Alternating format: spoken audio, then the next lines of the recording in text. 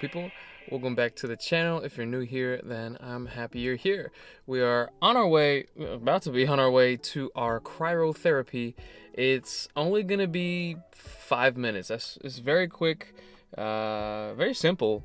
But those, I think it's like 3 minutes actually. Those 3 minutes, they're cold. So let's go. Let's hop on the road, and we can talk about if it's worth it. Okay, dokie. It gets so dark so quickly. It's only 5:30 p.m. and the sun's going down.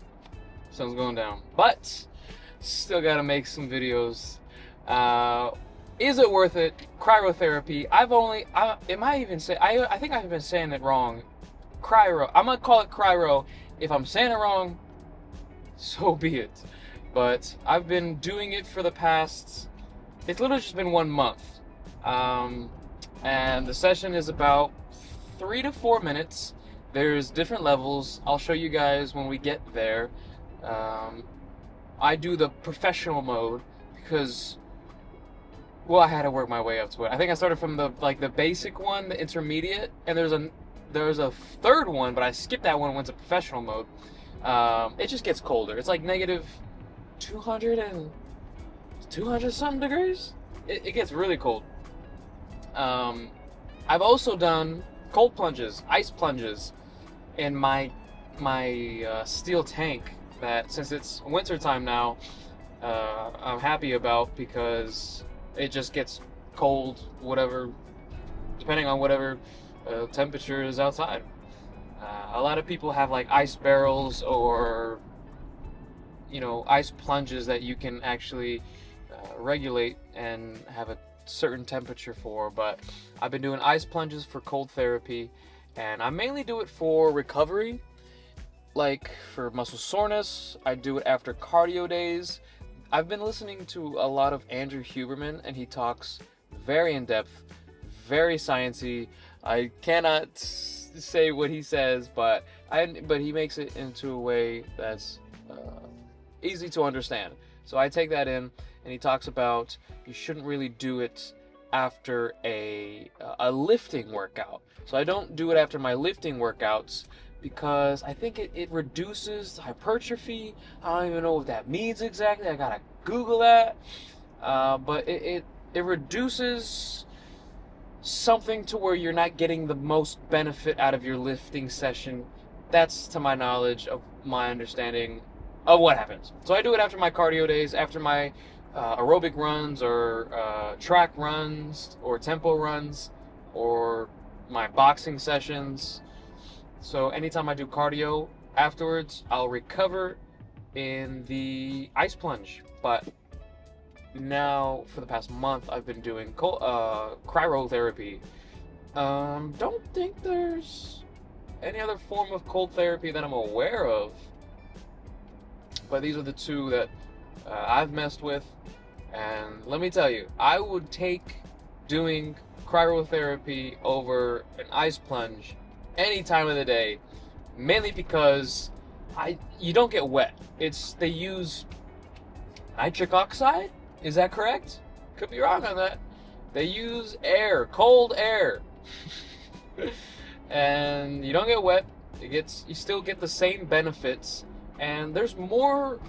They both, I've noticed, have different effects, because when you're in the ice plunge, obviously one of the downsides, you're gonna get wet, but that initial shock that you get when you step in it, you sit down, and it just shocks you. It's like taking pre-workout, but you don't have any of the like caffeinated effects. Oh wait, I might have that reversed. You feel more awake. Your dopamine level rises. You feel alert. You feel ready to go, even after the cold plunge. 3 to 5 hours, if I'm not wrong. Like several hours after you do the cold plunge, you still get the benefits. With cryotherapy, it's not. I don't necessarily get that, because I don't get the shock, because I'm not like stepping into cold water and feeling that shock. The air kind of just starts coming in, and I'm going to show you guys later when I get there of what it's actually like. The air just starts coming in. It gets really cold. There's not really a shock, because how do you call it? It gradually gets colder, I think. Oh, no. They do it already. It actually gets to the temperature of what it's supposed to be when you get in it. But it doesn't feel, you don't get that shock. And then afterwards, I don't feel alert as I do with the ice plunges. So they both definitely have their pros and cons. I would say I love the benefits of that shock and feeling alert after the cold plunge more than the downside of getting wet. So I would do that. There's more benefits to the cryo because I think people with tendinitis, or there are other good benefits apart from that just shock and muscle sore, or reduces muscle soreness, then I can explain. And I'll put a link or showcase to the video that I watched to understand cold therapy and cold remedies and the benefits of doing either ice plunges or cryotherapy, or just in general cold therapy.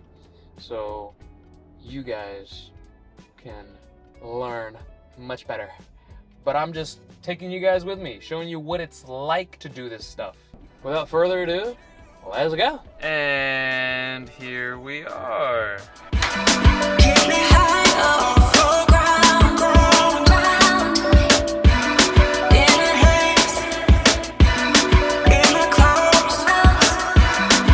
We ain't ever coming down, down, down. Like the sky. We ain't ever coming down, down. Like the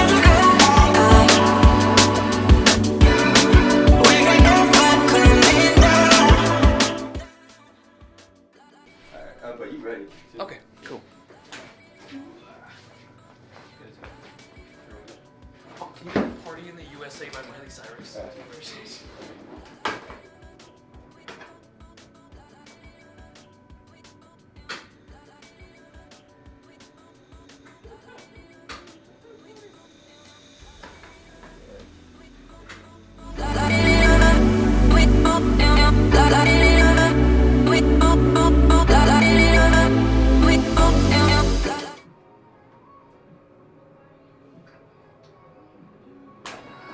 Oh dear God. You could have killed me if you kept me in there long enough. Yeah, I'm I got kidding. you pretty low. What is it? You're at 54.1. Oh. So you definitely went down there. I appreciate you. Yeah, I mean, Okie dokie. Like I said, that was actually quick. It was actually 3 minutes, not 4 to 5. But 3 minutes was the max amount of time that you could be in there at the professional level. My nipples started hurting. My nipples started hurting. They freaking froze. I have only done the professional mode twice, and that was actually really cold. That was actually colder than last time. I don't know why. But as you can tell, I'm not completely wet as if I would do an ice plunge, but I still got the benefits of the cryotherapy, and it has its pros and cons. There's more to it than what I said earlier about the initial shock. I definitely want to continue going to Restore or wherever they do cryotherapy, and it helps with time, and I want to see how much, what else I could do. I'm going to look into that. But that's that. Thank you guys for watching. Don't forget to like, comment, subscribe, and most importantly, don't forget to have fun. All right, I love you.